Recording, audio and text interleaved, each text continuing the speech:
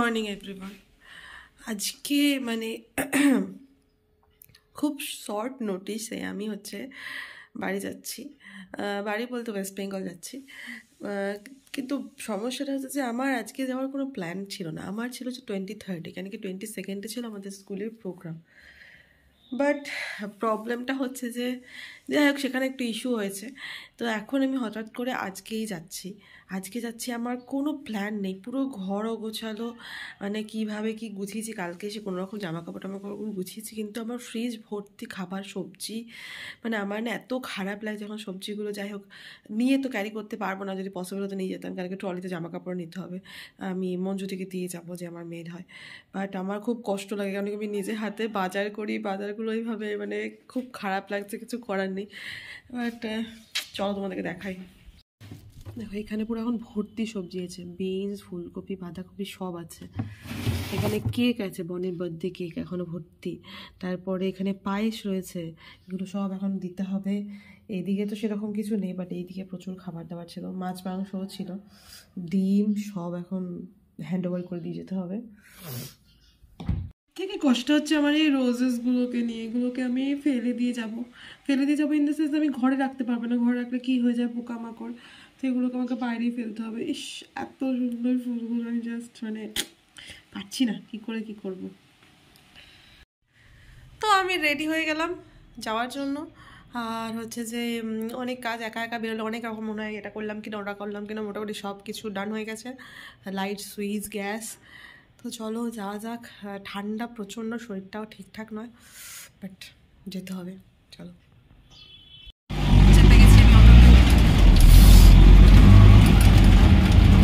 বাইরে ভালো।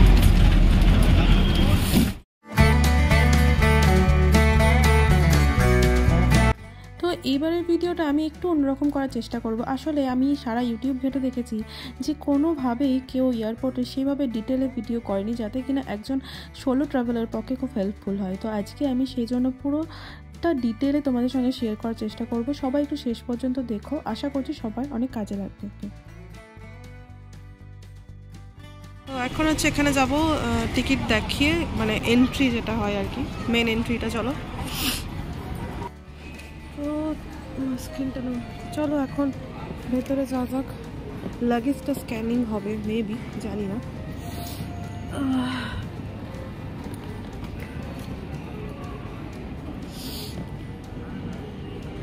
তো ফার্স্ট এন্ট্রি পর আমাদের কাজ হচ্ছে ব্যাগ স্ক্যানিং। আমি মেবি বললাম, কারণ অনেক জায়গাতে দেখেছি, অনেক এয়ারপোর্টে ব্যাগ স্ক্যানিং হয় না।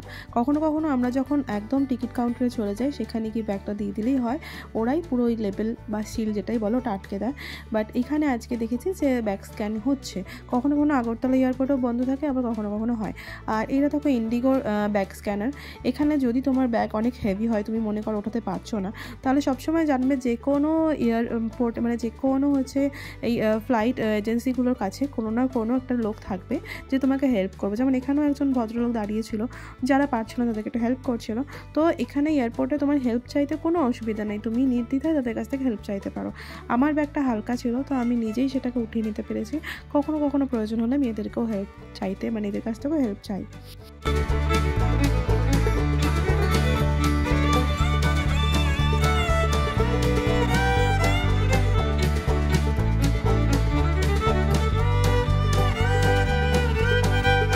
ব্যাগটাকে এক্সরে বা স্ক্যানারের ভিতরে ঢুকিয়ে দিয়ে তার অপোজিট সাইডে গিয়ে দাঁড়িয়ে থাকতে হবে ব্যাগটা বেরোনোর জন্য।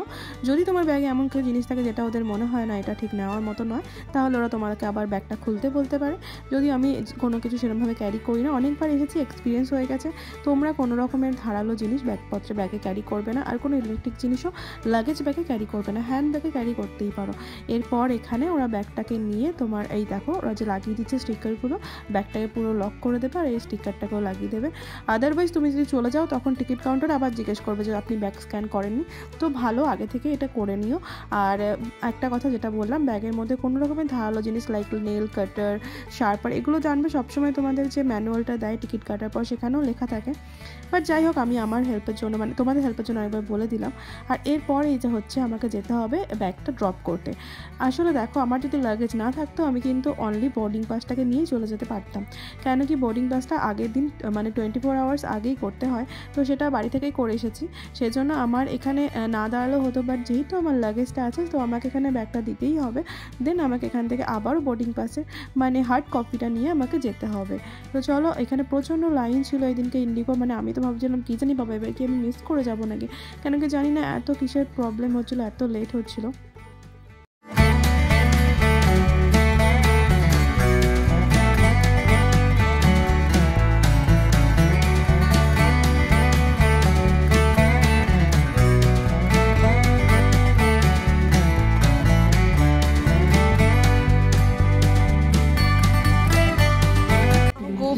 সিকিউরিটি চেকিং এখানে হচ্ছে যে বাইরে ভালো লেগেছে, বাট এখন আমাদের তারা আছে।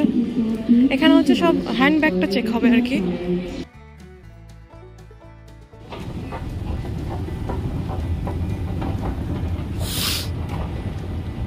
তো চলো সব কমপ্লিট করে এখন ওপরে যাচ্ছি। দেখো যারা এসকেলেটারে যাবে তারা এসকেলেটারে যাবে, সিঁড়িতে যাবে সিঁড়িতে যাবে, লিফট আছে বাট লিফটের জায়গাটা এক্স্যাক্টলি আমি এখন জানি না। চলো যাওয়া যাক ওপরে।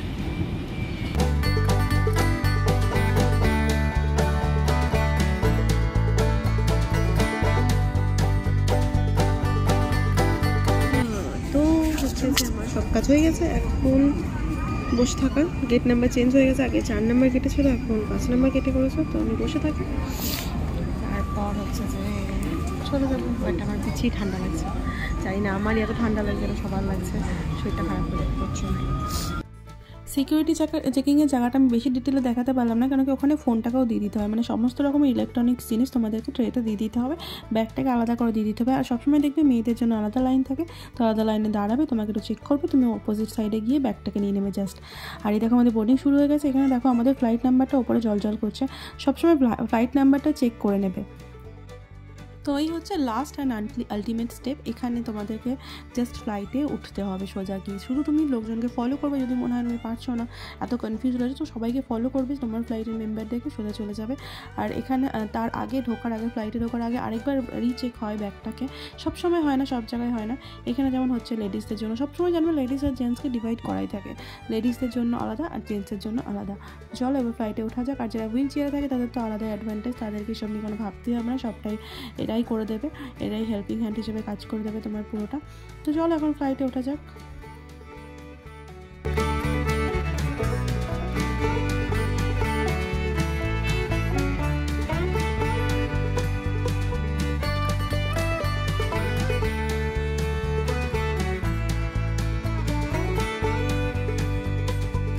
ফ্লাইটে উঠে বসার পালা। দেখো এইখানে তোমাদেরকে দেখতে হবে দুদিকে ডিভাইডেশন থাকে, একটা থাকে হচ্ছে DEF, একদিকে থাকে ABC।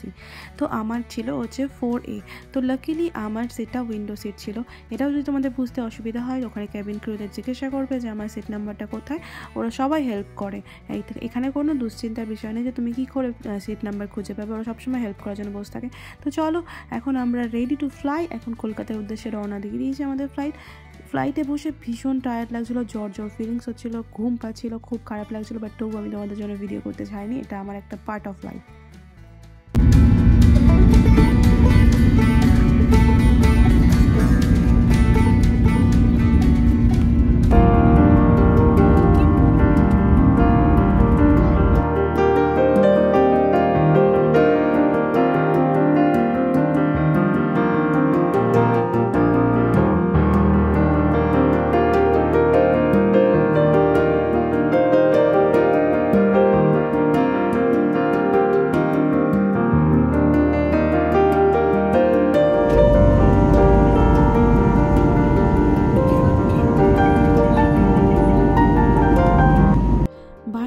সুন্দর একটা ভিউ, মনে হচ্ছে যেন আমরা পুরো নীল আকাশের বুক ভেদ করে চলে যাচ্ছি। এত সাদা আর নীলের একটা অদ্ভুত মিশ্রণ, মানে বোঝা যাচ্ছে না আমরা কোথায় রয়েছি, আকাশে না নিচে না মাটিতে। যাই হোক, একটা কথা বলছিলাম, সেটা হচ্ছে আমি দেখেছি অনেকেই আছে যাদের কাছে ফ্লাইটে ওঠাটা একটা স্বপ্নের মতন। হয়তো আমার কাছে নয় বা অনেকের কাছে নয়, আবার অনেকের কাছে এটা স্বপ্ন। সত্যি কথা বলতে তারা একদিন নিশ্চয়ই ফ্লাইটে উঠবে, এটা আমি প্রে করি। আর এটা এমন কিছু ব্যাপার না, এখন অনেক কাছাকাছি জায়গা তো ফ্লাইটে যাওয়া যায়। তো যাই হোক, সবার জন্য আমি প্রে করছি, সবার যাতে তাড়াতাড়ি ড্রিমটা ট্রু হয়ে যায়।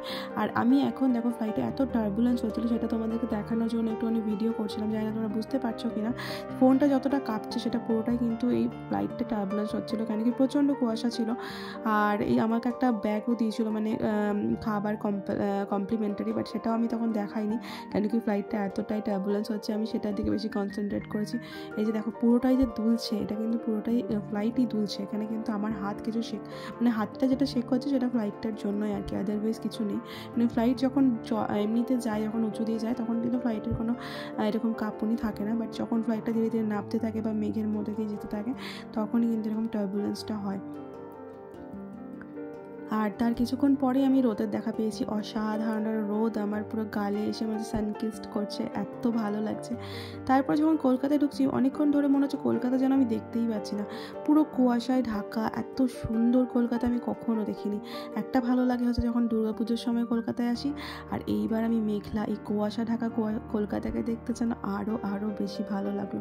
তোমাদের কেমন লাগলো?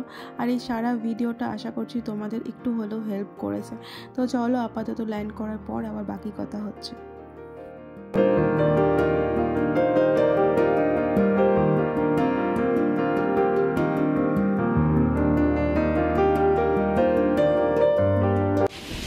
তো পৌঁছে গেছি আমি কলকাতা, হিয়ার ইজ কলকাতা।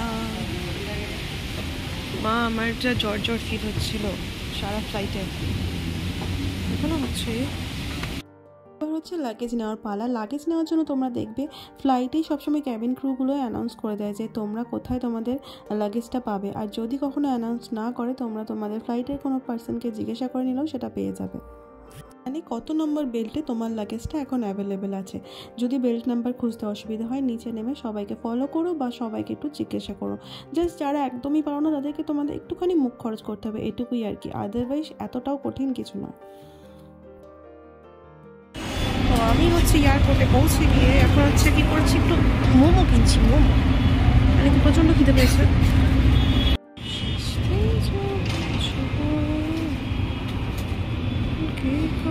কলকাতায় নেমে এত সুন্দর ঠান্ডা, আমি জাস্ট কি বলবো, আমেজড হয়ে গেছি কলকাতার ওয়েদার দেখে। তো অ্যাকচুয়ালি একটা দাদাকে আসতে বলেছিলাম, যে দাদা গাড়ি চালায়, কেন কি ট্রেনে করে জার্নি করার মতন অবস্থা ছিল না, শরীরটা ভীষণ খারাপ। তো আর কি দেখো অনেকটাই রাতও হয়ে গেল বাড়ি পৌঁছাতে। তো আমি পৌঁছে গেছি বাড়ি, আর বাড়িতে এসেই খেলাম প্রথমে হচ্ছে চা, প্রচণ্ড ঠান্ডা, শুরুর অবস্থা খুব খারাপ, সারাদিনে জানি বুঝতেই পারছো মুখের অবস্থা একদম খারাপ। তো চলো ব্লগটাকে এন্ড করছি, দেখা হচ্ছে নেক্সট ব্লগে, সবাই ভালো থেকো, সুস্থ থেকো।